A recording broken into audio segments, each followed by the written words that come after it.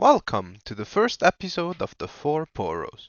Today we are playing with the Proving Grounds decks right out of the box. Diana, Nathan, and Brian just learned how to play Riftbound, and we are jumping into their first game.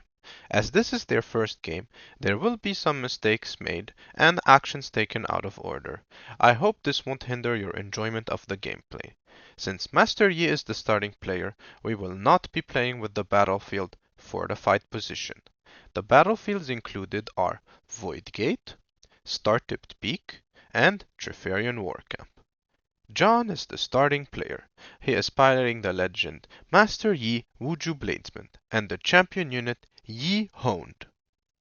This deck aims to leverage the legend ability of Master Yi to increase the might of units defending alone. His starting hand consists of Yi, Meditative, Meditation, Wielder of Water, and Mobilize.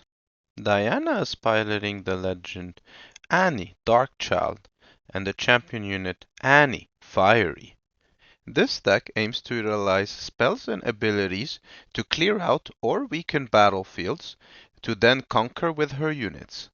Her starting hand consists of a Pauti Poro, a Mystic Poro, Firestorm, and Gust. Nathan is piloting the legend Lux, Lady of Luminosity, and the champion unit Lux, Crown Guard. Nathan is an avid Magic the Gathering player, and he selected the blue deck hoping to enact a control game plan. Although there are plenty of removal spells, unlike Magic, the blue color in Riftbound does not offer any counterspells, at least not at this stage. His starting hand consists of a Daring Poro, a Vanguard Sergeant, Lux Illuminated, and Blast of Power. Brian is playing a TCG for the first time and is piloting the legend Garen, Might of Demacia, with the champion unit Garen, Commander. This deck aims to go wide and take advantage of cards that increase the might of multiple units at the same time. His starting hand consists of a back-to-back, Recruit the Vanguard, Dune Drake, and Petty Officer. John starts the game with a Mobilize and channels a third rune tapped. Diana plays a Pauti Poro and untaps 2 runes at the end of her turn. Nathan plays a Daring Poro and then passes the turn. Brian exceptionally channels 3 runes at the start of his first turn instead of 2 because he is the last player. He has no turn 1 play and passes the turn to John. John plays a Wielder of Water and passes the turn. Diana plays a Mystic Poro, looks at the top card of her deck and leaves it on top. She then conquers the Trifarian War Camp with her Pauti Poro. She gains the first point of the game and then passes the turn to Nathan, untapping 2 runes. Nathan conquers the Star-Tipped Peak with his Daring Poro, also gaining his first point of the game. He then plays a Lecturing Yordle straight into the Star-Tipped Peak, drawing a card. On his second turn, Brian plays a Dune Drake, then passes to John. John moves his Wielder of Water into the Void Gate, thereby conquering that battlefield and gaining his first point. Then he plays a Master Yi Meditative into his base. Diana maintains control of the Trifarian War Camp at the start of her turn and thereby gains her second point of the game. Diana plays a Gust and targets the Wielder of Water to return it to John's hand. She then conquers the Void Gate with her Mystic Poro, thereby gaining her third point of the game. She then plays a Maddened Marauder. Forgetting the on-play effect, she passes to Nathan. Nathan holds the Star-Tipped Peak, which gets him his second point of the game, and a channeled rune Exhausted. He plays a Lux Illuminated into the Star-Tipped Peak and passes the turn to Brian. Brian considers his options and decides to attack the Void Gate with his Dune Drake. He successfully kills the Mystic Poro and gains control of the Void Gate, thereby scoring his first point of the game. Brian chooses to play a Daring Poro into his base and not at the battlefield. He then follows that up by playing a Noxian Drummer also into his base. However, he does add a recruit token, thus playing it as if it was a faithful manufacturer. This will not have an impact on the rest of the game. John moves Yi Meditative to the Treferian War Camp.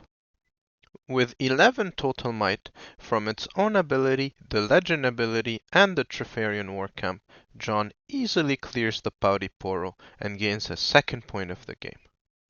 He passes the turn to Diana, who, on her fourth turn, plays a Say Scout. With the Vision ability, she looks at the top card of her deck. She likes the card and chooses to keep it on top. At the end of her turn, she untaps 2 runes. Nathan gets his third point of the game by holding the Star-Tipped Peak. He plays a Mega Mech into the Star-Tipped Peak to reinforce it even more. He then plays a Daring Poro also into the Star-Tipped Peak. Nathan passes the turn to Brian, who gains his second point of the game by holding the Void Gate. Then he plays a Petty Officer into his base. John gains his third point of the game by holding the Treferian War Camp. John plays a Meditation and exhausts his Wielder of Water to draw 2 cards. Then he plays another Meditation and exhausts his Yi Meditative to draw another 2 cards. John plays a Zephyr Sage into his base and passes the turn to Diana. Diana plays her champion unit, Annie Fiery, into her base. Then she attacks the Void Gate with her Maddened Marauder.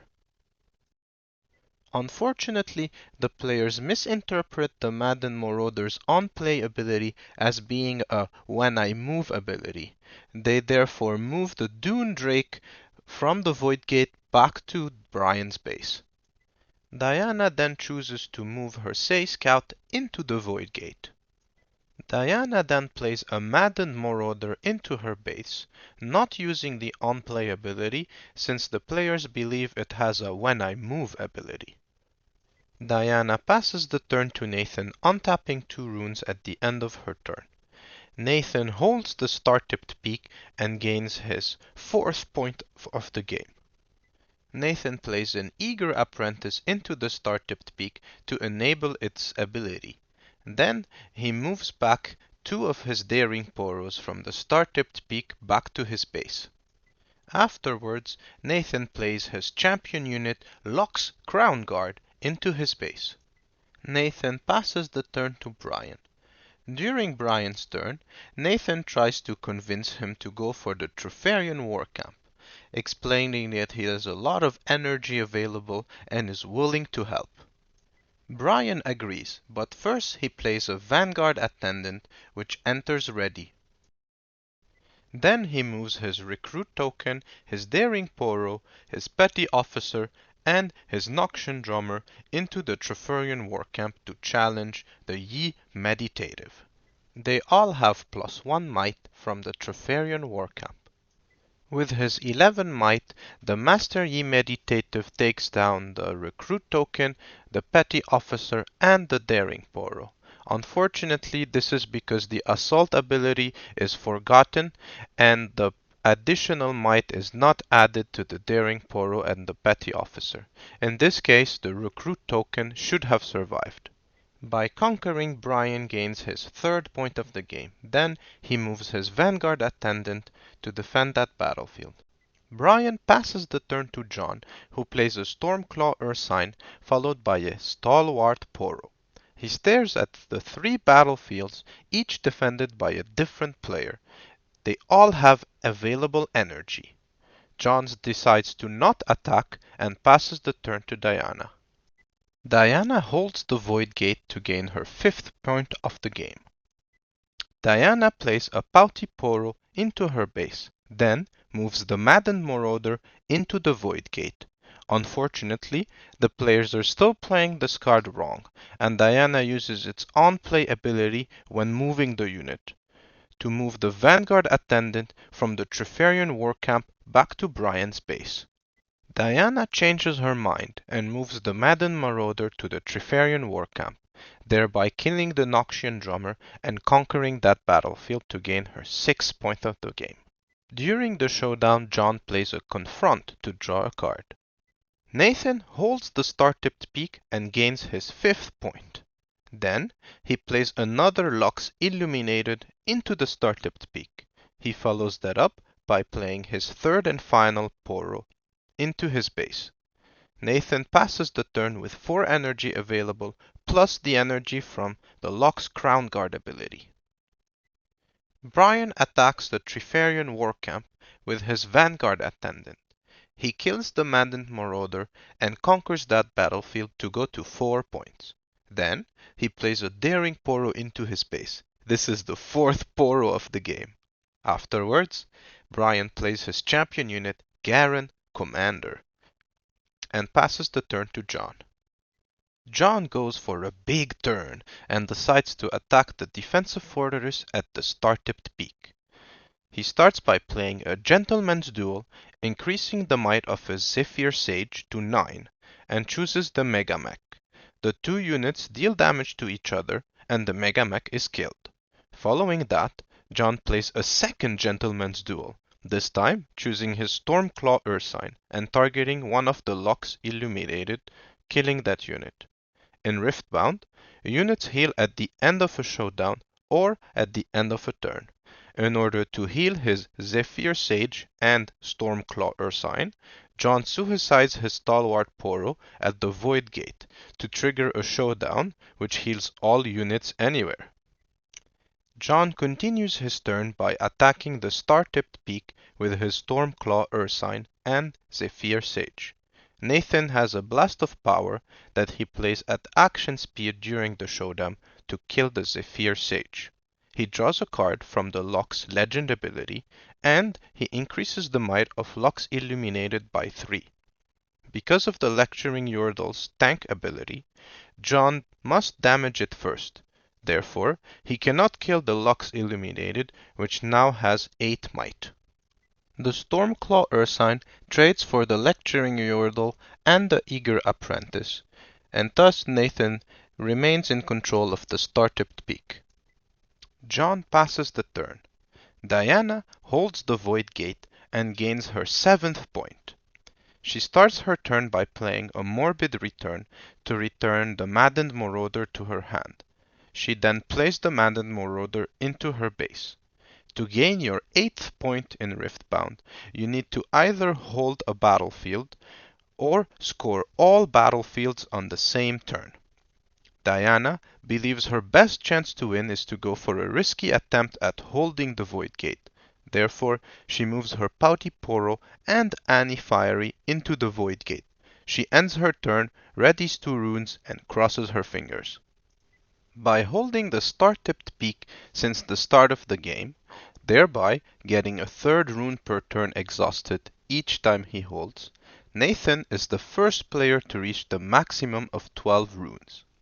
Nathan starts his turn by moving all 3 Daring Poros and his Lux Crown Guard into the star-tipped peak.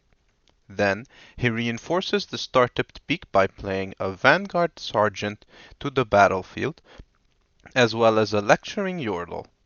Nathan draws a card from the Lecturing Yordle. Nathan warns Brian and John that the Void Gate is their problem and they need to prevent Diana from winning. Brian gets his 5th point by holding the Trifarian War Camp.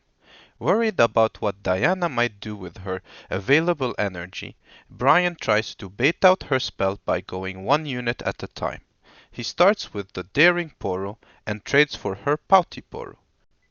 Then he moves his Dune Drake to the Void Gate and trades with Annie Fiery. Inspired by Nathan's greedy play and turn order bullying, Brian tells John the rest is up to him to stop Diana from winning. Brian chooses to develop his board further by playing a faithful manufacturer, then passes the turn to John. John needs to remove Diana's control of the Void Gate and starts by attacking with his Wielder of Water. The Wielder of Water gets +2 might because he is attacking alone. During the showdown, Diana plays a Gust to return the Wielder of Water to John's hand. Alas, the players think that Gust checks the cost of the unit and not its might. The Wielder of Water should not have been returned to John's hand. Nevertheless, Nathan shows John a falling comet in his hand, and John pushes on by playing Yi Hound, who enters ready. John attacks the Void Gate with Yi Hound. During the showdown, Nathan plays the falling comet, targeting and killing the Sei Scout. Yi Hound kills the maddened Marauder and conquers the Void Gate, preventing Diana from winning the game. Diana is frustrated by her failed win attempt and needs to rebuild. She plays Annie Fiery into her base and passes the turn while readying 2 runes. Nathan is still in control of the star-tipped peak and gains his 7th point. While the table is discussing their options to prevent Nathan from winning, Nathan realizes Diana has a spell that could kill some of his units if they are at the battlefield. He moves the 3 Daring Poros and the Lecturing Yordle back to his base to have options for next turn. Nathan is hopeful he can hold the star-tipped peak and passes the turn with all his energy available. Brian holds the Treferian War Camp and reaches 6 points. He plays a Faithless Manufacturer into his base and moves the previously played Faithful Manufacturer and Recruit token to the Treferian War Camp. Despite John and Diana asking for help, Brian does not attack the star-tipped peak and leaves it up to the others to prevent Nathan from winning. John holds the Void Gate and gains his 5th point. Thanks to Yi Hound's ganking ability, he moves him from the Void Gate to the star-tipped peak. A showdown begins. Nathan plays a final spark, targeting the Yi Hound. Nathan draws a card from the Lux legend ability and increases the might of Lux Illuminated by 3. In response, John plays Highlander to save Yi Hound and return it to base. John plays another Yi Hound, which enters ready. He attacks the star-tipped peak, and during the showdown, Diana plays a Disintegrate to deal 4 damage to the Vanguard Sergeant, thanks to Annie Fiery. Diana draws a card for killing that unit. John plays an On Guard, increasing the might of Yi Hound to 8. Therefore, the Yi and Lux can now trade. John chooses to do so and passes the turn to Diana. Diana moves her maddened Marauder to the empty Void Gate. The players finally realize that they have misread the card all along. Diana this time does not get the ability to return a creature from a battlefield back to base. Instead of gaining a point, Diana gets to draw a card from conquering the battlefield. Diana plays a Disintegrate to kill the Lux Crown Guard. This stops Nathan from winning the game. She then plays Annie Stubborn and returns the Disintegrate to her hand using Annie's on-play ability. Diana passes the turn and readies 2 runes. Nathan has an army of little guys at his disposal and sees an opportunity to conquer all battlefields and go for the win. He starts by sending the Lecturing Yordle to the empty star-tipped peak. This attack fails as he is stopped by Diana, who uses her Disintegrate to kill the attacking unit and draw a card. Nathan attacks again the star-tipped peak, this time with one of his 3 Daring Poros. He successfully conquers. Since he cannot gain his 8th point this way, Nathan gets to draw a card. Nathan plays a Singularity, targeting the maddened Marauder and the Vanguard Attendant.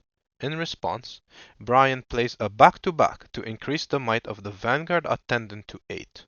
He also increases the might of the Faithful Manufacturer to 5. Therefore, only the maddened Marauder dies to the Singularity. Unfazed, Nathan plays a second Singularity, targeting the Vanguard Attendant and the Faithful Manufacturing this time.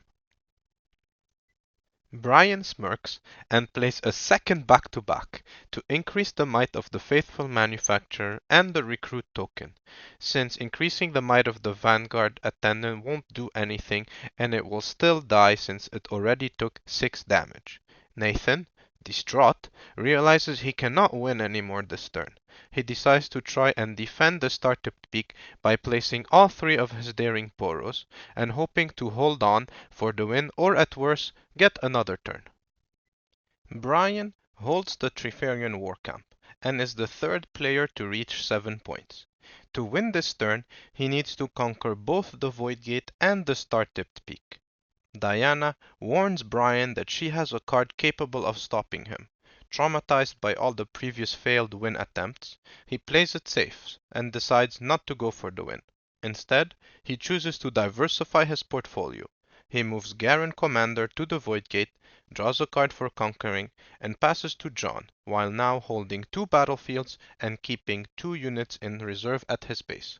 John feels like this is his only opportunity to go for the win, and jump from 5 points to 8 points by conquering all 3 battlefields this turn. John starts by playing a Confront. All the units he plays this turn will enter ready, and he draws a card. John plays a Stormclaw Ursine ready and attacks the Void Gate. Brian plays his 3rd back-to-back of the game to increase the might of Garen Commander and the faithful manufacturer at the Trifarian war camp. John plays an On Guard to increase the might of his Yi Hound to 8 and win the showdown. However, because of the back-to-back, John now realizes he no longer has any chance to win the game this turn. He considered suiciding his Yi Hound into either the Trifarian war camp or the Star-Tipped Peak, but he feels that that would just give the game to Diana. John therefore just plays a Wielder of Water into his base and passes the turn. On her turn, Diana plays a Firestorm, and unfortunately, the players do not read the card carefully and believes it deals 3 damage to all units at all battlefields, which is what the Tiber's ability does.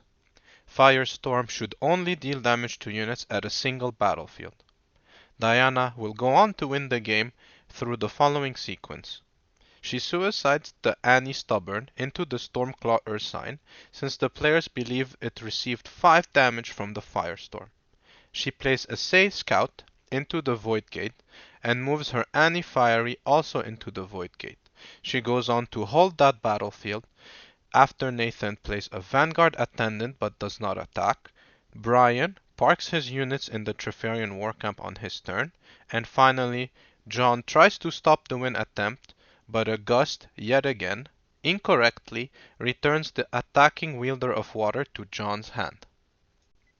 It is too difficult to predict what would have happened without the many beginner mistakes that happened throughout the game. Going back to Diana's previous turn, she is in an unfortunate Kingmaker position with the cards Say Scout and Firestorm in hand. Diana top decks the Gust when she conquers the Void Gate. Tell us in the comment section, what would you have done in her seat in this turn? We have learned from our mistakes and will be playing more advanced decks next episode. If you enjoyed the content, please subscribe to get notified when episode 2 drops. Let us know what changes you want to see for episode 2 and we will do our best to implement them. Ciao!